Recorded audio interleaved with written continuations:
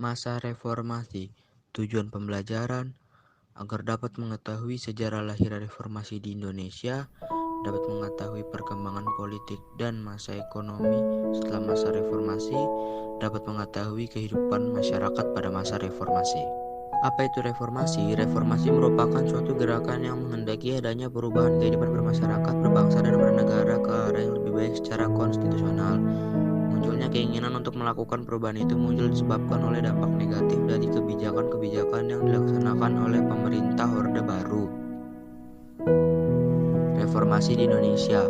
Masa reformasi di Indonesia adalah masa setelah berakhirnya pemerintah Orde Baru.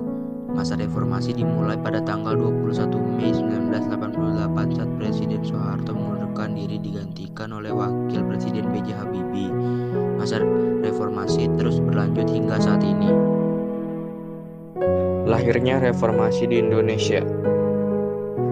Pada masa Orde Baru, pemerintah berhasil mewujudkan kemajuan pembangunan yang pesat. Namun, kemajuan pembangunan itu ternyata tidak merata. Hal ini tampak dengan adanya kemiskinan di sejumlah wilayah yang justru menjadi penyumbang terbesar devisa negara. Contohnya Riau, Kalimantan Timur, dan Papua. Orde Baru berhasil meningkatkan pendapatan per kapita Indonesia ke angka $600 pada 1980-an, kemudian meningkat lagi sampai $1.300 pada 1900-an. Namun, kebijakan pemerintah Orde Baru yang terlalu memfokuskan pertumbuhan ekonomi ternyata menjadi pemicu terbentuknya mentalitas dan budaya korupsi di kalangan para pejabat di Indonesia. Dampak-dampak negatif inilah yang kemudian mendorong munculnya keinginan rakyat Indonesia untuk melakukan perubahan dalam kehidupan bermasyarakat, berbangsa, dan bernegara. Awal Juli 1997, krisis moneter. Krisis moneter ini mengguncang nilai tukar mata uang negara-negara di Asia seperti Malaysia, Filipina, Korea, dan Indonesia. Nilai tukar rupiah pun melemah, yang semulanya Rp2.500 per US dollar menjadi sekitar Rp17.000 per US dollar pada Januari 1998. Keadaan kemudian diperparah dengan terkuaknya praktik korupsi, kolusi, nepotisme atau KKN di kalangan para penjabat pemerintah. Demonstrasi-demonstrasi mahasiswa berskala besar terjadi di seluruh Indonesia. Tuntutan mahasiswa dalam aksi-aksinya adalah 1. Penurunan harga sembako atau 9 bahan pokok. 2. Penghapusan monopoli, kolusi, korupsi, dan nepotisme atau KKN. 3. Menuntut Presiden Soeharto turun dari jabatannya. 12 Mei 1998, 4 orang mahasiswa tewas tertembak peluru aparat keamanan saat demonstrasi menuntut Presiden Soeharto mundur. 13 Mei 1998 terjadi kerusuhan, pembakaran, dan penjarahan di Jakarta dan Solo. Tanggal 14 Mei 1998, demonstrasi mahasiswa semakin meluas. Di Jakarta, ribuan mahasiswa menduduki gedung MPR atau DPR. Mereka berupaya menemui pimpinan MPR atau DPR agar mengambil sikap yang tegas. 18 Mei 1998, Ketua MPR atau DPR Harmoko meminta Presiden Soeharto turun dari jabatannya. 18 Mei 1998, Presiden Soeharto menyatakan mengundurkan diri sebagai presiden dan menyerahkan jabatan presidennya kepada wakilnya B.J. Habibie.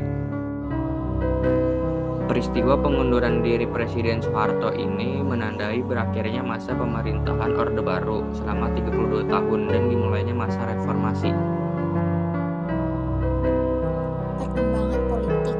Sidang Istimewa MPR 1998, 10-13 November 1998. MPR mengadakan sidang istimewa untuk menetapkan langkah pemerintah dalam melaksanakan reformasi di segala bidang. Dalam sidang istimewa MPR 1998 terjadi perombakan besar-besaran terhadap sistem hukum dan perundang-undangan. Sidang ini menghasilkan 12 ketetapan MPR. Ketetapan-ketetapan itu antara lain adalah sebagai berikut. 1. Ketetapan MPR nomor 8 tahun 1998 yang memungkinkan UUD 1945 diamandemen. 2. Ketetapan MPR nomor 12 tahun 1998 mengenai pencabutan ketetapan MPR nomor 4 tahun 1993 tentang pemberian tugas dan wewenang khusus kepada Presiden atau Mendataris MPR dalam rangka menyukseskan pembangunan nasional sebagai pengamalan Pancasila.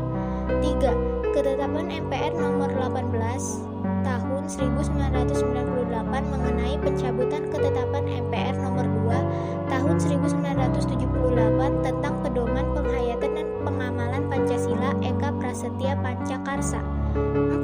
Ketetapan MPR nomor 13 tahun 1998 tentang pembahasan masa jabatan presiden dan wakil presiden maksimal 2 periode. 5. Ketetapan MPR nomor 11 tahun 1998 tentang penyelenggaraan negara yang bersih dan bebas dari KKN. Otonomi daerah.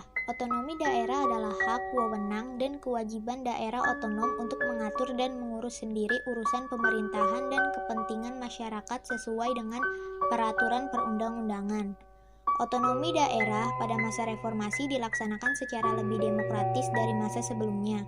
Penerapan otonomi daerah tersebut diiringi dengan perubahan sistem pemilu berupa penyelenggaraan pemilu langsung untuk mengangkat kepala daerah. Pencabutan pembatasan partai politik. Kebebasan berpolitik pada masa reformasi dilakukan dengan pencabutan pembatasan partai politik, dengan adanya kebebasan untuk mendirikan partai politik.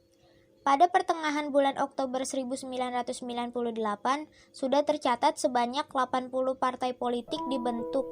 Menjelang pemilihan umum 1999, partai politik yang terdaftar mencapai 141 partai. Setelah diverifikasi oleh Komisi Pemilihan Umum, sebanyak 48 partai saja yang berhak mengikuti pemilihan umum. Dalam hal kebebasan berpolitik, pemerintah juga telah mencabut larangan mengeluarkan pendapat, berserikat, dan mengadakan rapat umum. Penghapusan duifungsi ABRI. Pada masa reformasi, duifungsi ABRI dihapuskan secara bertahap sehingga ABRI berkonsentrasi pada fungsi pertahanan dan keamanan. Mulai tanggal 5 Mei 1999, Polri memisahkan diri menjadi Kepolisian Negara Republik Indonesia. Istilah ABRI berubah menjadi Tentara Nasional Indonesia atau disebut TNI. Penyelenggaraan pemilu. Sejak dimulainya masa reformasi hingga tahun 2015, pemerintah telah melaksanakan 4 kali pemilihan umum, yaitu pemilu tahun 1999, 2004, 2009, dan 2014. Pemilu tahun 2004 adalah pemilu pertama yang memungkinkan rakyat untuk memilih presiden secara langsung. Perkembangan ekonomi. Pada masa reformasi, Indonesia tengah menghadapi krisis ekonomi. Upaya-upaya untuk pemulihan ekonomi terus dilakukan pada beberapa periode kepemimpinan masa reformasi, seperti periode Presiden B.J. Habibie, Presiden Abdurrahman Wahid, Presiden Megawati Soekarno Putri, dan Presiden Susilo Bambang Yudhoyono.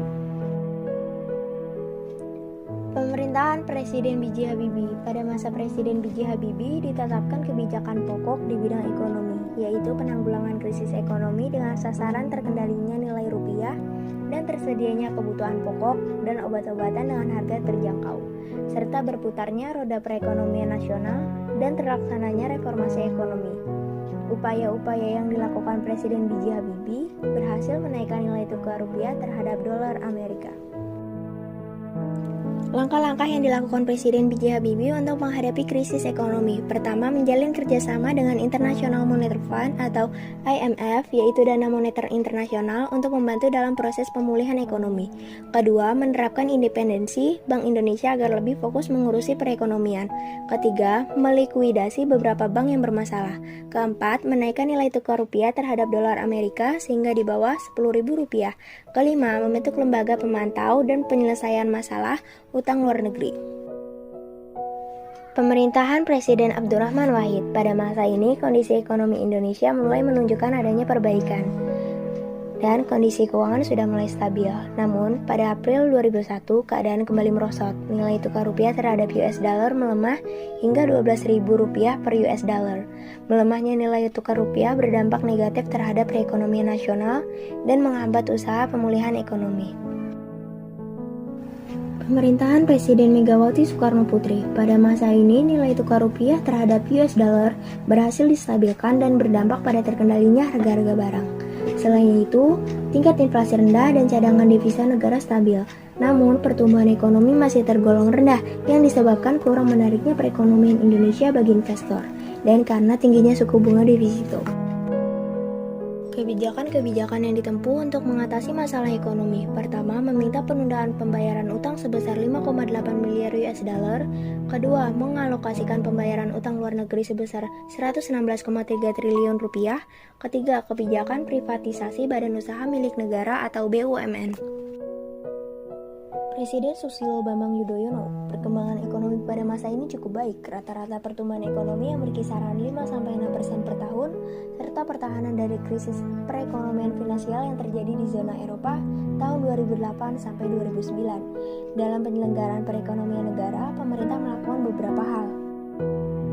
Beberapa hal tersebut adalah mengurangi subsidi bahan bakar minyak, pemberian bantuan langsung, dan pengurangan utang luar negeri. Kehidupan masyarakat Indonesia pada masa reformasi. Kehidupan sosial masyarakat Indonesia pada masa awal reformasi sempat diwarnai dengan terjadinya berbagai konflik sosial yang bersifat etnis di tengah-tengah masyarakat. Seiring dengan keberhasilan pemerintah era reformasi dalam mengatasi masalah-masalah yang tengah dihadapi, kehidupan sosial masyarakat Indonesia berangsur-angsur kondusif. Perubahan di bidang sosial pada masa reformasi. Masyarakat lebih bebas menyuarakan apresiasinya, adanya reformasi di bidang ekonomi, dicabutnya ketetapan untuk meminta surat izin terbit atau SIT. Di bidang pendidikan, memprioritaskan anggaran pendidikan sekurang-kurangnya 20% dari anggaran pendapatan belanja negara atau APBN, serta memberikan ruang yang cukup luas bagi perumusan kebijakan-kebijakan pendidikan baru yang bersifat reformatif dan revolusioner. Hal ini ditetapkannya Undang-Undang Nomor 22 Tahun 1999, Undang-Undang Nomor 20 Tahun 2003, Undang-Undang Nomor 2 Tahun 1989. Sesuai dengan agenda reformasi bidang pendidikan, terutama masalah kurikulum yang harus ditinjau paling sedikit 5 tahunan. Gantian kurikulum pendidikan pada masa reformasi, kurikulum berbasis kompetisi atau KBK, kurikulum tingkat satuan pendidikan atau KTSP, dan kurikulum 2013. Di bidang kebudayaan, dalam bidang kebudayaan dilakukan upaya pelestarian budaya dengan mendaftarkan warisan budaya Indonesia ke UNESCO atau Organisasi Pendidikan, Keilmuan, dan Kebudayaan Perserikatan Bangsa-Bangsa. Upaya ini dilakukan untuk menghindari klaim negara lain terhadap warisan budaya Indonesia. Kesimpulan, masa reformasi dimulai pada saat Presiden Soeharto diturunkan dari jabatannya. Gerakan reformasi diawali oleh krisis ekonomi. Ekonomi mulai diperbaiki perlahan-lahan pada masa pemerintahan setelah masa reformasi. Masa reformasi berpengaruh pada kehidupan sosial, pendidikan, serta budaya. Sekian penjelasan kami untuk materi masa reformasi. Semoga kalian dapat memahami materi pada masa reformasi. Terima kasih.